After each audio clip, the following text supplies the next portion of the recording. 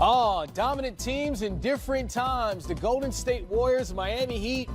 Okay, that's LeBron James, Dwayne Wade's teams. If you take your mind out of it and forget that LeBron and Wade were on those teams and just look at the numbers, and it looks like the Golden State Warriors, on a piece of paper, have the more dominant dynasty between those two teams. So the first question for you, has Golden State already passed Miami as far as their dynasty and their window? Oof. Listen, they are a dynasty, and they're going to go down as one of the great teams of all time.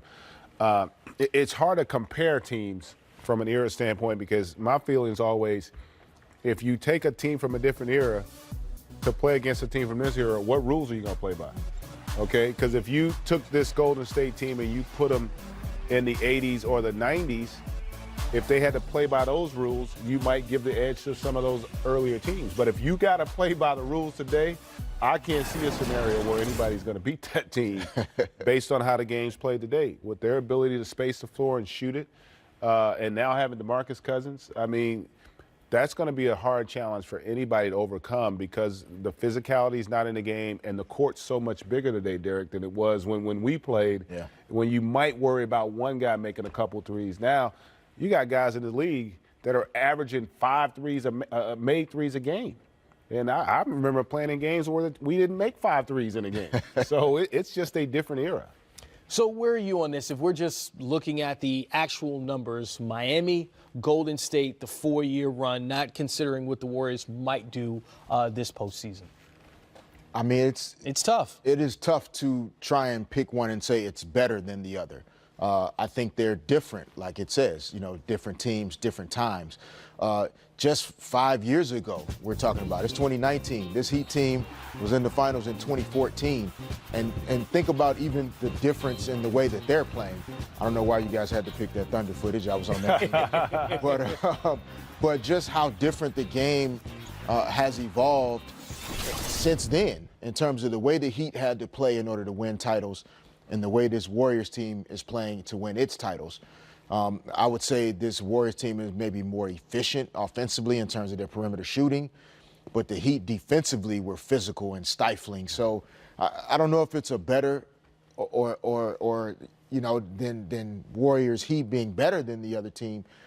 I just think they're doing it in different ways, and we forget quickly how great Miami was. Yeah. And we can't forget right now how good this Warriors team is playing. And keep in mind, in fairness, too, like the Warriors as a group, the teams they played in the finals weren't as good as the teams that Miami played in the finals. Yeah, those Spurs teams. No, those that Spurs Thunder teams team with 3 MVPs on it. Yeah, and 4 Hall of Famers. So they had a team in terms of the overall talent and the basketball IQ that was much more similar. The first year that they played Cleveland, remember, there was no Kyrie and there was no Kevin Love. I think Kyrie only played a part of 1 or 2 games. The first game, yes. The first game. So, but that's all part of the story. You go through the history. You've played on teams that benefited from injuries in the postseason and were hurt by it. That's a part of the game. So, but again, Golden State's dominance, it's going to stand the test of time because they've been brilliant. And they've also kind of changed the way the game is played. You talked about it during the break. There was a time where people didn't think jump shooting teams could win a championship. Well, that's been thrown out the window. Now they have become the model for which a lot of teams are trying to now mimic to get to that championship level. So, Fish, tell me this. When you came to the Lakers, right, 96, you were drafted, and you look at what you were building towards. When did you realize, oh, this is special, this is a dynasty team? Is it after you win the first one, after you win the second one, after you three-peat? When did you feel like, wow, we have something special that's a dynasty? Well, I think it was after we lost in 1999. There was a lockout summer. And then coming off of that, when Phil Jackson was hired as the head coach, we had suffered through 3 playoff losses prior to his arrival. And I knew we had the physical talent in order to win. And then when you combine that with the leadership and the coaching and the IQ from the sideline with Phil and his staff, I felt like I knew then, prior to us winning, that we had all of the ingredients to be special and be great for a long time.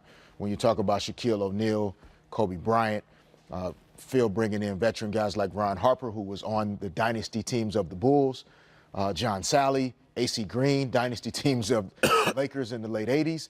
So we had this combination of wisdom, experience, and success that, blended with some young talent. And I felt like I knew then we had a chance to be great. And keep in mind, they got swept the year before Phil was hired in the second round by Utah. They were swept. Phil comes in the next year, and they win a world championship. And so he obviously played a huge role in determining whether or not they got to that next level. And a lot of it was because of the credibility he brought after having won those championships in Chicago. Well, you mentioned those championships in Chicago, and you had to face those early 90s Bulls teams. When did you realize, wait, this is a little different? This team that I'm facing right now, this is a dynasty, because the Knicks were right there in those series, a couple of ball bounces the other way, and you guys win some of those. Yeah, and I think Derek will agree with this. Like, you don't think of yourself or another team as being dynastic or dominant. Like, when you really believe you can win, like, you're not thinking about that. You're thinking about what we have to do to win. We played them, I think, 2 or 3 times in 7th games. And so, you're not really focused on, oh, that's Michael Jordan. I'm in awe. You're not looking at it that way. I remember even when I was in Portland playing against the Lakers with Derek and Kobe and Shaq, part of our game, we're going at Shaq, we're going at Kobe. Yeah. We're going to attack him on offense. We could, so you're not, we respect the ability of the great Michael Jackson. You're saying years later, or is it as soon as it's over? Like, once they win 3, you kind of see it then, or is it? No, you don't see it. You're so in the moment. Like, you're not really like after they won a championship the next year. He's not sitting around thinking about, man, we won that championship. You're like focusing on today, trying to win another championship. Yes. You really are in the present. You're really focused on what you're dealing with now. Now there are teams, and he's facing when we face him when they don't believe they can beat you. Like, I bet you through a lot of his runs, the teams they worry most about would be San Antonio and Sacramento. For a year or two, right? Because you would say to yourself, you know what, if we ain't right, they can get us. And so that's the mindset. Now, when you are 8 versus 1, like that 8 seed a lot of times doesn't believe that they can win. But when you start, there's 2 or 3 teams every year that you look at and you say, if we're not right, they can get us. And that motivation oftentimes is what helps you get over the hump. And that's the beauty of the game. Intriguing. I wonder who the Golden State Warriors look at this year and think, if we're not right, they can get us. Because certainly last year, that team was the Houston Rockets, and prior to that, it was Kevin Durant's team with the old They played in the 7th Thunder. game the last 2 years in the conference finals. So we've seen the Warriors down in series, able to pull them out against the Cavs. We saw it in their first finals. We saw it against the Thunder in the Western Conference Finals. And the Rockets. I think to GA's point, though, that has spread around the league a little bit. And I think there are a few teams that the Warriors know, whether it's in the Western Conference, if the Rockets are healthy and at full strength and playing well, or the Thunder as a dark horse. But the East has kind of evolved and grown with LeBron going west. I mean, Toronto, Milwaukee, and now Philadelphia, these are serious contenders to be able to win a title. Either of those 3 teams that were able to get out of the East, you see the Warriors in the finals. You could make the argument, let's give Golden State, anoint them the best team. You could make the argument that the next 3, arguably 4 best teams in the NBA are in the East. Stamp of approval there by GA. The East is, and then if you look at the revamp moves they've made up to the deadline, all those teams, the Raptors have improved. Milwaukee's an improving basketball team. Obviously, Philadelphia, we saw tonight. Like, those teams and these young players now believe that they can do it. Just like Golden State did 4 years ago when no one thought they were going to be the world champs, and they went out, they believed it, and they captured the title. A young player not necessarily in the championship role, but believes that he can do it on a night-in basis. Luka Doncic, proving it against the Portland Trail Blazers. You see him excited and them down. There's a reason for that.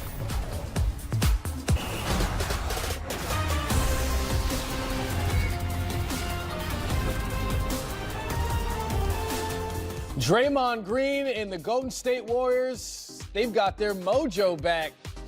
But I don't think the Miami Heat want to behave, not at all. Hassan Whiteside, if there's a way to contend against the Golden State Warriors, having a big man that can have a big-time performance, that seems to be the way to do it. Those 2 teams tipping off right here on NBA TV. Welcome to the Auto Trader pregame show. Warriors Heat, less than 30 minutes away from starting. The Heat facing the Warriors. at the worst time. The hottest they've been so far this season. Those Golden State Warriors, really not the time that the Miami Heat want to see them at all. Let's head out to Oracle, see how that arena, that buzz is right now. And the fans, you know, once they have their energy going, Miami Heat going to have to contend with them as well. To get us ready for this game, let's bring in Anthony Slater from The Athletic. Anthony, great to have you on the show. Warriors, again, rolling, won 14 of their last 15. This team back to their dominant ways. They've dished out more than 30 assists in 12 of their recent games. Why is the ball movement so good right now and improved so drastically? I think mostly like Cousins' debut kind of charged them up focus-wise at a time of the season, as you guys kind of all know, where it's, you know, Steve Kerr calls it the dog days. It's the weeks before the All-Star game. Everyone's kind of begging for that vacation time to come. But right now they're just, you know, DeMarcus is really energized, and that's kind of energized the team. And when they are focused, they play pretty basketball. You know, they zip it around. And, you know, Klay Thompson's shooting unbelievably. He had that slump early in the season. I think he's 50% from three since the start of January. That helps the assists when your shooters are just knocking it down. Steph's obviously playing well, KD. And then Cousins has really helped their second unit, where now when they put KD and Steph on the bench at the same time, you can still now play through DeMarcus Cousins. You know, Kevin Durant's looming free agency and the rumor mill seem to be a point of contention for the Warriors early this season. Had they simply just moved past that and focused on a championship, or is there something else we're not seeing with this team and their focus? Well, I mean, it just depends on when it pops up. Obviously, it was a huge thing that loomed over the team early in the season, where I think it was about game 11, where that Draymond KD, dust up, whatever you want to call it, on the bench happened, and it was a really kind of awkward mood in the locker room for maybe a couple weeks. And Steph was hurt at the same time, and I think they went something like 7-8 over a 15-game stretch. But then time kind of healed that wound. I think they talked it out a little bit, and it wasn't a topic. But then, of course, with what the Knicks have done, maneuvering with that Porzingis trade, has bubbled up the rumor that KD's really looking at New York this summer. And then obviously KD didn't talk to the media, and it became kind of a swirling story around here and even league-wide. And then KD had that blow-up the other night to the media, which I actually think helped alleviate some of the locker room pressure. I think that the guys kind of enjoyed that he came out and so forcefully went at us a little bit, and they were in a really good mood in Phoenix the other night, and we'll see tonight. One thing you said there, let's focus on that. The Warriors were 7-7 in the month of November. And at that time period, Steph Curry was out. Draymond Green missed some time. And, of course, Boogie wasn't healthy yet. And the question for this team was, do they have enough depth? So if they have an injury when you go into the postseason, do you believe they have enough depth to overcome any of those injuries? I mean, depends on kind of where they get it. Right now, their center is thin, and it was really thin when Cousins was out, because the guy that were starting early in the year, Damian Jones, tore his pec. So he's basically out for the year. Looney stepped in well, but Jordan Bell's kind of had a disappointing year too. So they're sitting there really playing one center for a while, and Looney, and he's kind of undersized.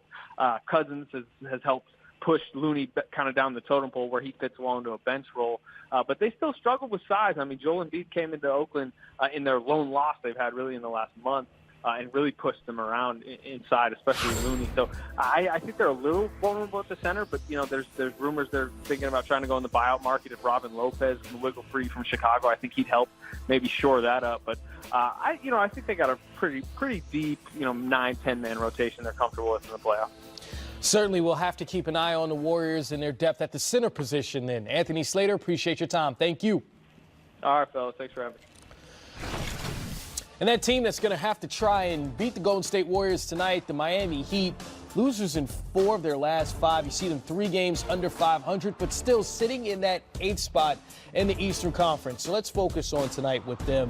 This game clearly important for them, not only because they're facing Golden State, but also trying to keep pace in the East. How do they get this victory that they need very badly? Well, listen, first and foremost, when you play Golden State, especially on the road, you've got to take care of the basketball. You can ill afford to allow them live turnovers where they can get out in transition, start knocking down threes, getting their rhythm. I think you've got to continue to try to have success in the paint. We saw that with Joel Embiid and the way he was able to have success against Golden State. And that'll help you keep them out of transition. They are so lethal offensively that sometimes your best defense is going to be your offense. You've got to be really efficient on that end and allow your defense to have a chance against a team as good offensively as the Warriors. And similar to what GA is saying, Whiteside is not as potent offensively as Embiid, but you still have to use him. It's kind of like the running game in football. You still have to throw it inside to him. Take a couple of possessions per quarter away from the Warriors by not shooting too quickly and playing too fast. The Heat is not one of the top 10 teams in pace in the league anyway. Rely on that. Don't start playing fast in Oakland. Get the crowd into it. Get the Warriors into those open floor live ball situations. And then they have to pound the offensive glass when they do miss to try to hold the Warriors in as well. Yeah, it's just interesting seeing the Golden State Warriors, Miami Heat, then having you here thinking about dynasties in the history of the NBA. That's something we're going to touch on next. Stick around as we talk about the Golden State Warriors, those Lakers teams, those Jordan Bulls teams, and those Miami Heat teams of past, where they rank. All-Star Kareem Abdul-Jabbar for a candid conversation on dealing with adversity, race relations, and athletes' social responsibility.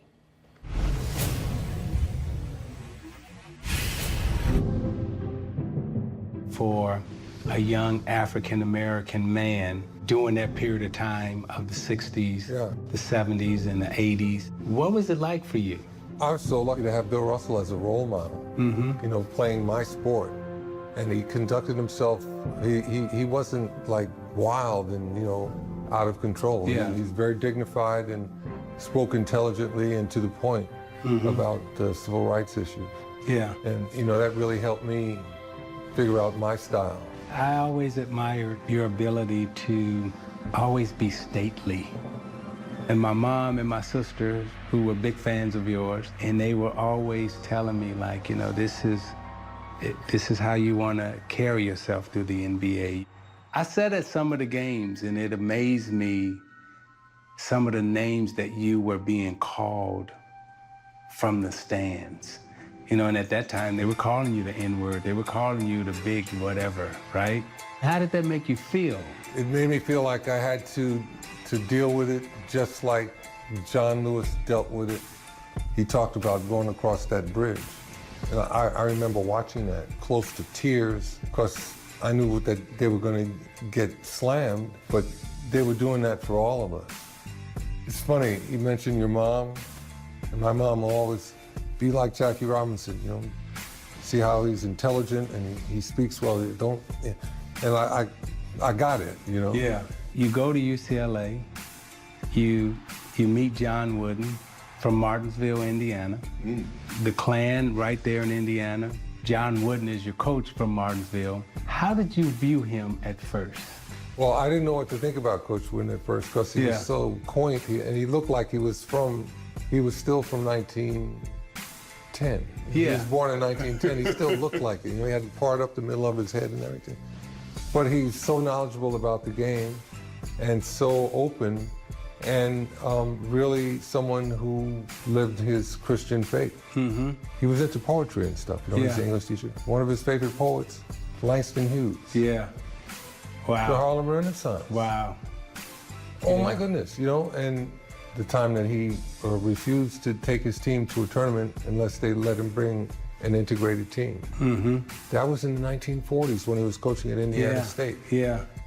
He could have really impressed me with that. He never told me about that. I found that out on my own from other people that knew him. They told me about that. Yeah. Incredible. He had that kind of openness about him. Your social consciousness, your social awareness, where did that come from? Growing up in Harlem, and I was mentored in a program between my junior and senior year where they taught us about community, and they taught us about how special the Harlem community was, especially for Black Americans. And then understanding that Black Americans had so much to give America, and, you know, just trying to figure all of that, it made me very proud and made me want to add to that. Kareem doesn't communicate well. How did that make you feel when people wrote that or said that about you? They took that attitude because I didn't know my place, Isaiah. I wasn't going to just shut up and dribble. The fact that I didn't want to say it the way they thought it should be said made for a problem between me and them. And I didn't shy away from debating them on that. It's almost like you were taught and groomed to be Kareem.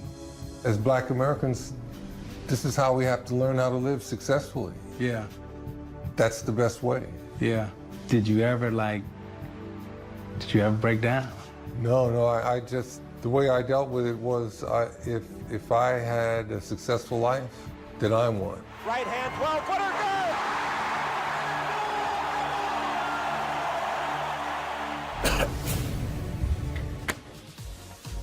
Klay Thompson has scored 25 points or more in his last 3 games. Will he continue that streak against the Miami Heat? We know he's a streaky shooter for sure. And Justice Winslow running the point these days for the Miami Heat. They're in the 8th spot in the Eastern Conference, in desperate need of a win to stay there. That game tips off at 8:30 right here on NBA TV. We'll continue to get you ready for that.